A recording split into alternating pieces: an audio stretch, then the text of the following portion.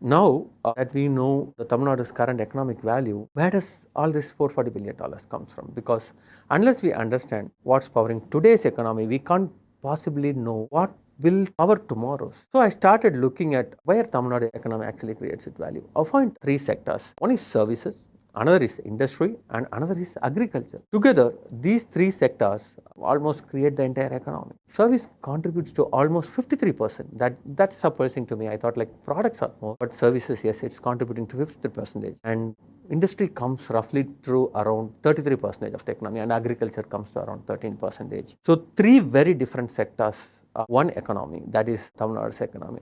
That immediately caught my attention because any successful economy are known for one dominant strength, maybe like, say, for example, if we take Karnataka, they are mostly into the software and technology related.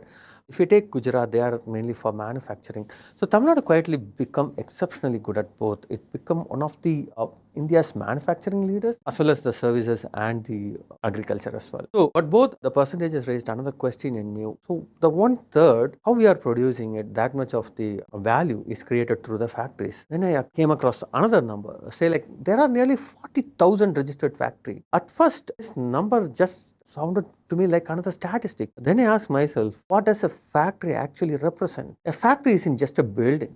It's something deciding to invest on.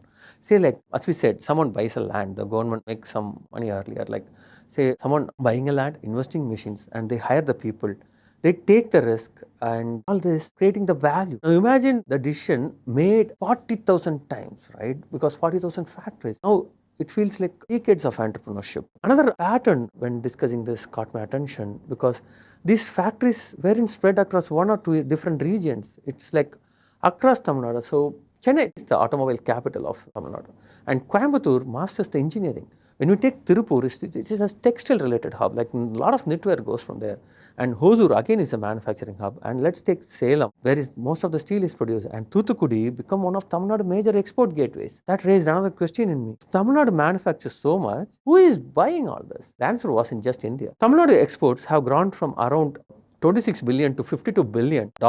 That's roughly 35% of the exports. Electronics account for around 28%. Textiles contribute to 18%.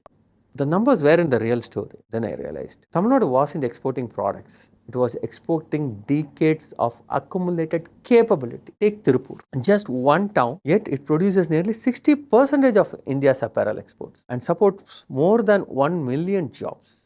Then I looked at electronics. Tamil Nadu contributes more than 40% of India's electronics export. Electric vehicles, which recently started, almost half of EV production now comes from Tamil Nadu. I kept expecting to find one success story, but I was getting dozens of stories like this. Each industry mastered something different. Each region becomes something that is known for. So each generation added something new. It doesn't happen in a day. So one of the India's strongest economy we are is through our diversity actually.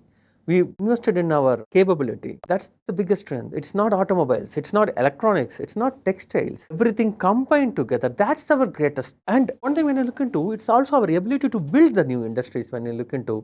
So generation after generation, it's happening.